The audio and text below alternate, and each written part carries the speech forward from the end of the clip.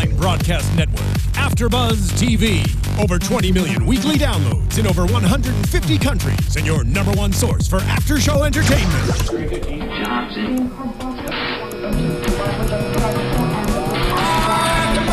AFTERBUZZ TV, the destination for TV superfans, producing after shows for over 300 of your favorite TV shows, interviewing celebrities and showrunners, and bringing you behind-the-scenes exclusives. All thanks to E! Entertainment's Maria Menounos, producer Kevin Undergaro, and internet leader Akamai. Now, let the buzz begin! Hey there, guys. Welcome to the after show for Silicon Valley, Episode 9, Season 2, Binding Arbitration. I'm Jon Manganello, your host today. You can find me all over the internet at Johnny Mangs on Twitter and Instagram. I have a beautiful panel here today. Oh, shut up. I won't do it, Quinn. I wouldn't want you to, even though. You guys want to introduce your beautiful blonde selves? I'm so blonde. My name is Quinn Scillian. You guys can find me on Twitter at Quinn Scillian. I'm Kelly McInerney. You can find me on Twitter and Instagram, and now Periscope, because I got that too. Oh, I have one too, at Quinn Scillian. It's not very funny so far. Just cut me off, you know? No, I'm just kidding. I don't know. At Holly Weirdo. Oh. It's mine. Oh, sorry. Holly Weirdo. Yeah. Quinn Scillian. Don't find me on Periscope. It'll just lead to disappointment. Yeah, it's weird. It's a weird thing. Great plug, Quinn. Self-promotion. Not yours, but I'm just saying, like, the idea of it. Yeah, it's weird. And you can find all of us on the show right now. Here we are. Here. And if you guys want to talk to us live, we will be checking Twitter all throughout the show. Just hashtag your tweets, ABTV Silicon Valley. I gotta tell you, I felt like we had a pretty good YouTube discussion going from last episode, which is really, really cool. So keep commenting, keep talking to us, please. It was really fun to chat with everybody. Yeah, just don't be mean, because I go home and cry to my mom. Def don't be mean, because, like, why? Because I will find you. But I gotta say, we were a little harsh on the logistics of the script last week, and was commented, someone linked us to a Reddit article that was written by one of the guys who wrote the episode, and he clarified everything, so I gotta give credit where credit's due. If you guys are curious about the technical stuff that went on last episode, you guys can check the links in our last YouTube, and there it will link you to a Reddit that kind of explains everything.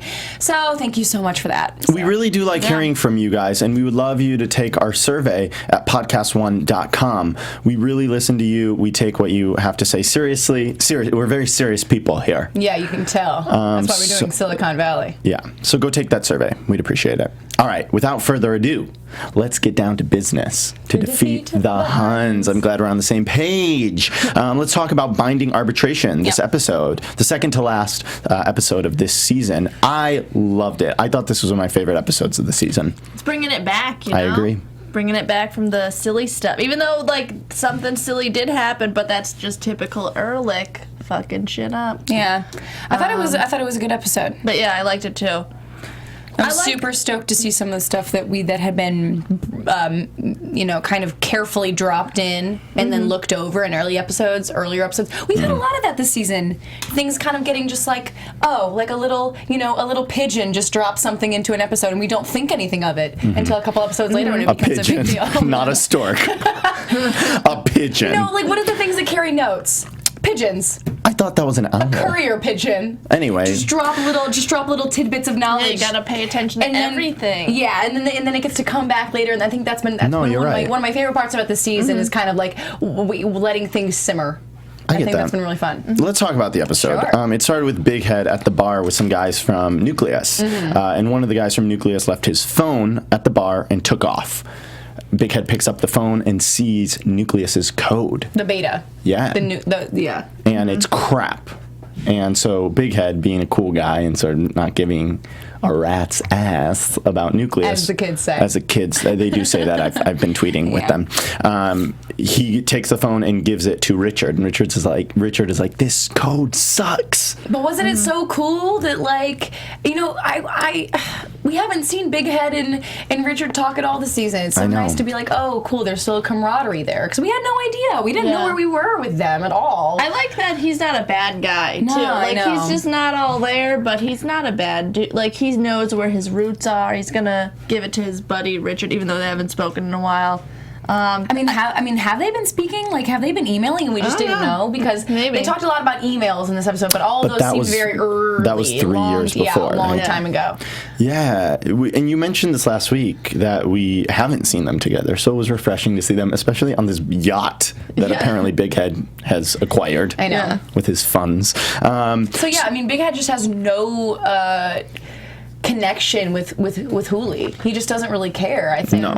That's what I kind of liked about this episode was that, like, they could have taken an easy way out and made Big Head look like a bad guy, but I like what they do with the characters. They keep them, like, real, I feel like real people. Like, they're not huge antagonists and stuff, aside from, like, the Gavin Belson and stuff. Yeah. But, I do feel kind of weird that this whole season we were getting all of this stuff with Big Head getting promoted and just kind of going along with it, not really questioning. This episode, he makes it very clear that he never questioned anything that was going on.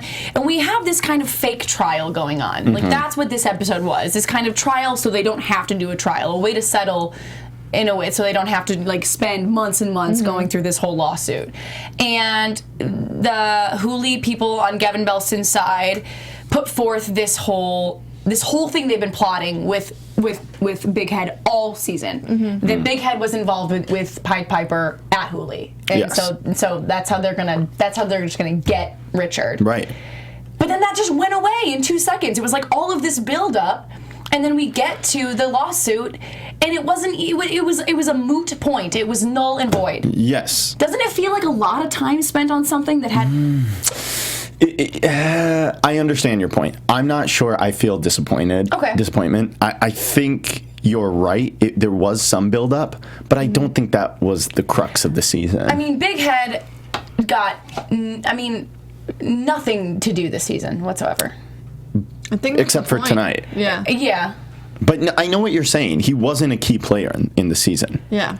And that, I think, is a fair criticism, but also I don't think it's a compelling enough character to be a lead on this show. No, I don't think so either, but it's a lot of time spent. I mean, gosh, let's count up the minutes that was given to Big Head getting promoted and having this whole thing be so pivotal in the season. I don't think there was that much minutes. Like, no, not that much. Many minutes. Like, I feel like each episode I was like, that's it with Big Head, just that little thing, because they would just show like a few tidbits. I think I'm on your side there. Maybe I just didn't need it every episode. Then we could have had like 1 or 2, and that would have sufficed. I thought as a season there were some weak moments. Yeah, we talked about that last episode. And I think there was maybe a little lost direction halfway through the season.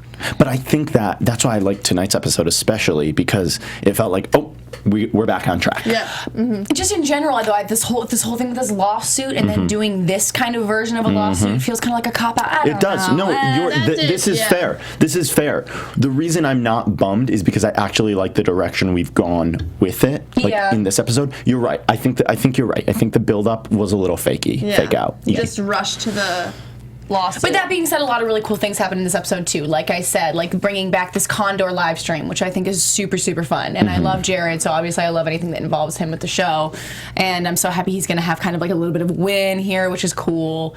I loved, I'm trying to think of what else got kind of like dropped back in this time. We'll go through that all. I'm going to take a quick little pause in that for a second because there's something I need to plug. I'm just going to read it like I'm reading a book report in front of class. Did you guys ever have to do that? I got so nervous my hands would shake. Okay, so it says, we want to tell you about something really cool and exciting. You can now apply to Dance Battle America, ABC's newest competition special, from our very own AfterBuzz founder and host Maria Menounos and Juliana Huff. Is that how we pronounce it? Juliana Huff. I thought it was Julianne. I think it's just Julianne. Oops, sorry if you're watching, Mabi.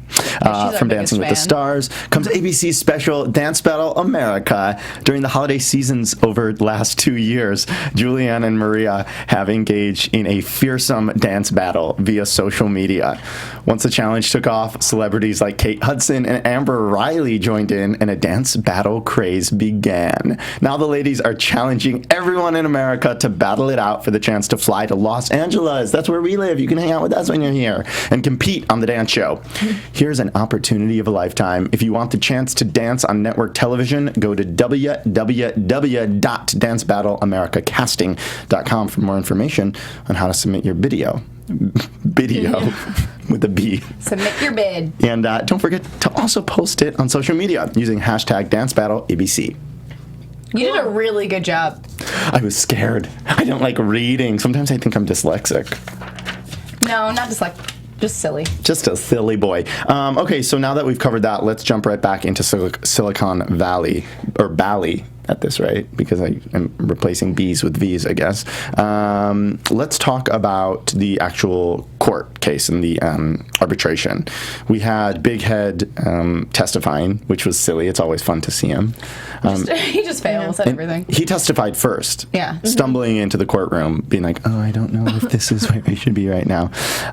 Getting kind of like a little bit confused with the way the lawyer was asking the questions. And he actually sort of made things better for Pied Piper. Yeah. Because he was being questioned. They're like, hey, did you do this? Are you a genius? And he's like, no, I'm not a genius. I didn't do any of these things. But they kind of backfired a little bit. Yeah, they were trying to like swing it that, oh, he's so modest. He's such a genius that he's so modest. But then the lawyer who sounded sketchy at first turns out to be a pretty good... Didn't you guys really like this guy? Yeah, I loved everything about him. I mean... Yeah, he was cool. He knew his stuff, even though he has vices, especially, you know? Especially because like, it started off with you guys with us being like, oh no, is it going to be one more chump who's going to make Richard's life hell? Right, I agree. You always get these characters who are like totally non-functional human beings. Russ. But this guy was cool. What was his name? I don't think it was Irish, something. Because they mentioned it at the beginning, and then I was trying to hear for it again, and I couldn't pick it up. Yeah. I don't know. Sorry, y'all. Really cool stuff from him, and then he had the genius idea to put Ehrlich on the stand because Ehrlich had supported Big Head's app that was what was it called? Nip Alert. Nip Alert. Where an erect nipple is near you. I don't even understand how that would work. It's ridiculous. Anyway, so they put Ehrlich on the stand because it would show how it would basically discredit Big Head to show that like Ehrlich is. Mine are soft as can be. My nips. I can tell. I would not be because my nip alert is not going off right now. And my nipples are directly linked to your phone. It's only you. It's the only ones I have on. But we care about each other. That's true.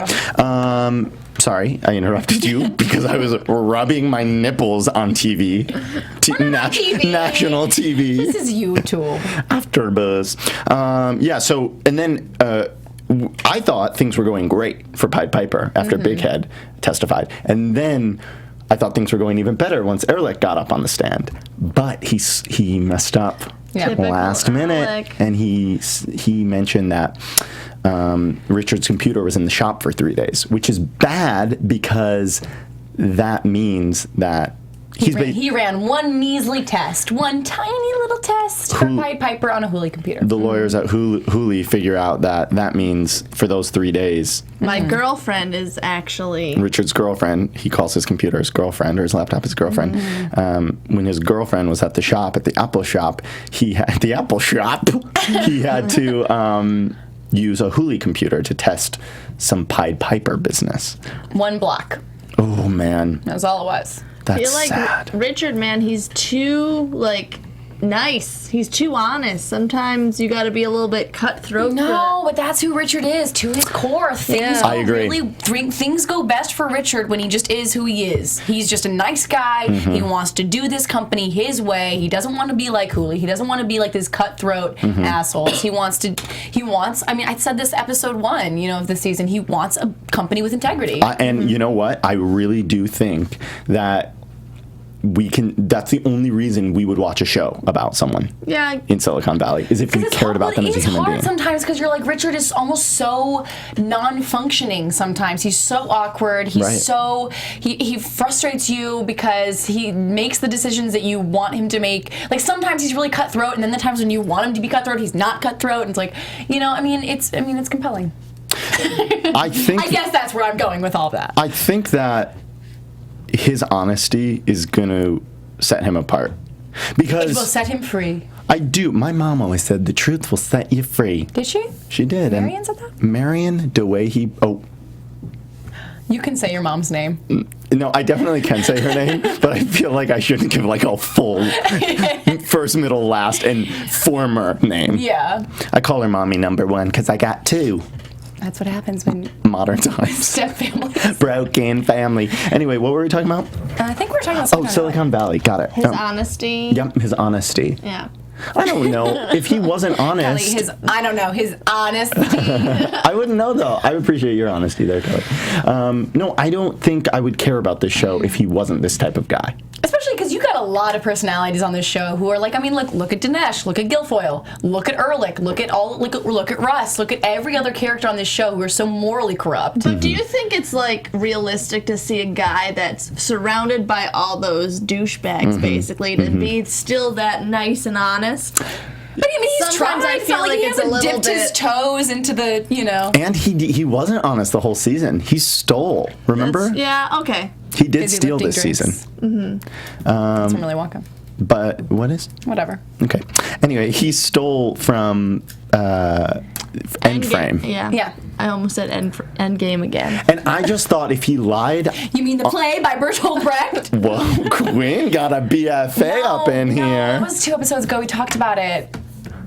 we made the exact same joke with Napoleon. I'm a special boy. So yeah, I think that he was a bad boy for part of the season. I guess so. And you know what? But things weren't going great, right? I mean, it's been a rough season for him. I know. You know what I mean? What were you gonna say? No, I'm not nothing. I'm just nodding. You're just not. What have you got? I'm out of here.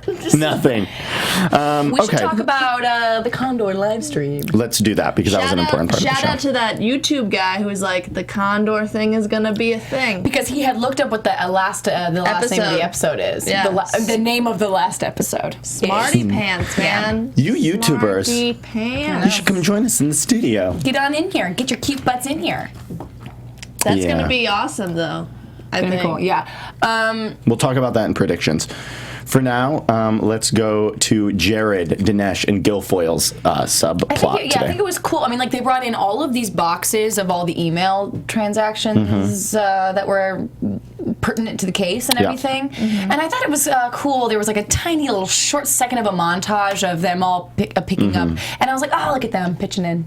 Yeah. I don't know. There was something about it. Was like it was cool because like apparently Richard has had to let go all the new coders. Apparently, Richard has had to fire all his new coders. I wonder if that means Carla, by the way.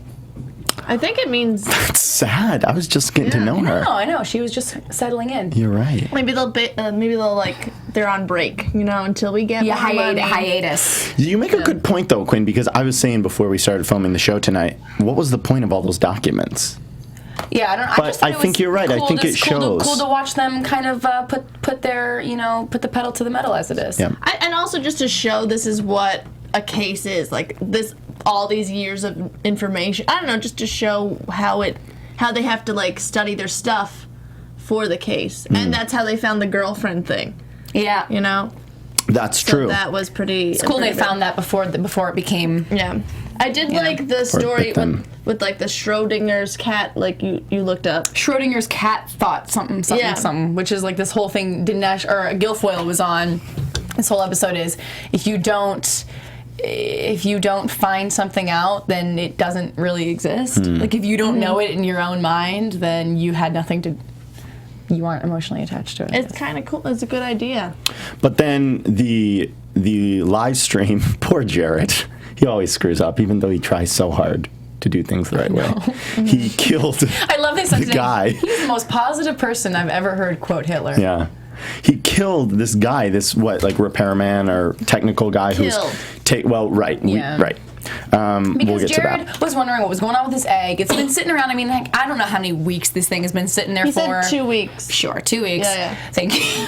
Apparently, we didn't know. Apparently, yeah, you're right. So Jared calls the museum. He wants to know what's going on, and Guilfoyle's like, "Don't do that because isn't it better just in your mind to not know, and then you can just be kind of free." But he calls the museum. The museum realizes that nobody's watching this live stream, so they have a tech guy come remove the camera. Like, we don't need this anymore. as he's removing the camera and we watch this happen, he falls down like the crevasse. The crevasse. And they think he's dead. It was so 127 hours. That's what it's like a 127 hours reality show. Yeah. That's exactly what it is. All right, you guys, we better just dive right into predictions while we're at it. Oh wait, I was gonna say something else. Well, we'll get back to you. My prediction is that we're gonna get back to Quinn. Do you get like an award if that comes true? What comes true? A prediction. Oh yeah, you get $1 million. I feel like we never pat ourselves on the back if our predictions come true. Maria Menounos pops out of this desk and says, "You win!" Oh yay! Thank you, Maria. All right. So what were you gonna say? I forgot. Okay. Well, let's get to predictions then for the rest of the season. Now, your AFTERBUZZ TV prediction. God, is that God? I think that is God. I remembered what I was gonna say. I'm gonna get some YouTube hate for that God joke I just made. No, you won't. You don't think so? Nah. All right. Or just me being an idiot in general.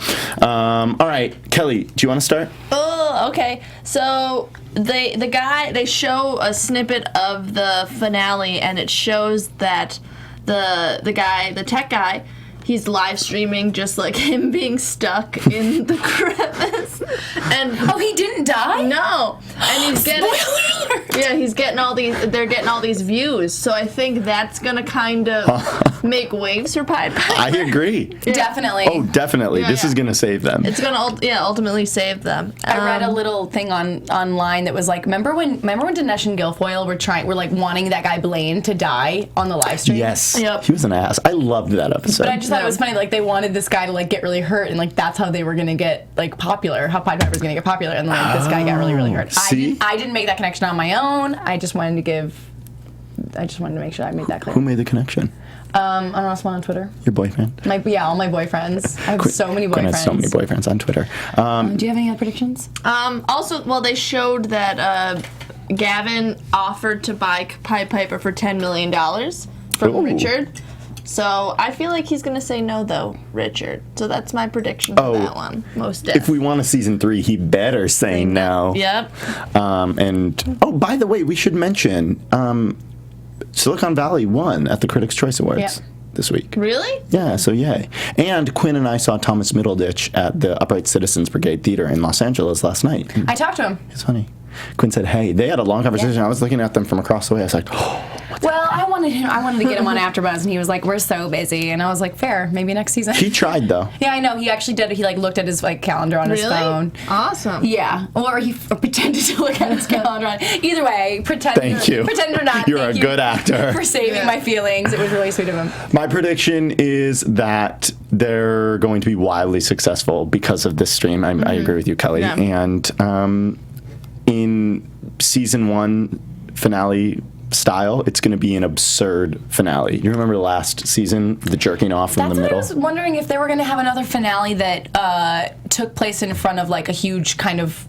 I guess it does. It will. Like last season, their finale took place in front of a huge audience, probably a live stream going on, global scale last season, and kind of the same thing where it seems like we're gonna have this season with people with this live stream. I hope so. Everything's kind of very visual for them. Yeah, like a lot of. I don't know. A lot of viewers. Yeah, it's going to be fun. Like this after show. Millions. Almost as many as this after show. I can hardly go to the supermarket anymore. It's because you. That's how many fans we have. Oh, I thought you just like didn't want to go to the supermarket. Oh, also I don't like you just to don't shop. have a lot of time. No, I sent my assistant. Yeah. Right. Well, I guess that's it for this week. A very bizarre episode, but I think we talked a lot good talk tonight. Yes. All right. Yeah, anyway, please keep commenting on the YouTube page. I had a lot of fun chatting with you guys this week, so keep commenting and tweet me. And ask Quinn out on a date, because apparently she's got a lot of I need one. We should sign off with some social media names. Okay, my name's Johnny Mangs on social media, and you can find me there on Twitter, on Instagram. I'm not on Periscope, but not yet. Damn it, you are never on Periscope know. just when you were sleeping. My name's Quinn Scillian. You can find me on Twitter at Quinn Scillian. You can find me on Instagram at Quinstagram, and you can find me on Vine at the Quinn Beat. Kelly. Hey, I'm Kelly McInerney. You can find me on Twitter, Instagram, and Periscope at HollyWeirdo. I love you all so much. Thank you for watching, and we will see you next week. You think I'm looking at the right camera? Who knows? Bye. Mwah! Tweet. From executive producers Maria Menounos, Kevin Undergaro, Phil Svitek, and the entire AfterBuzz TV staff, we would like to thank you for listening to the AfterBuzz TV network.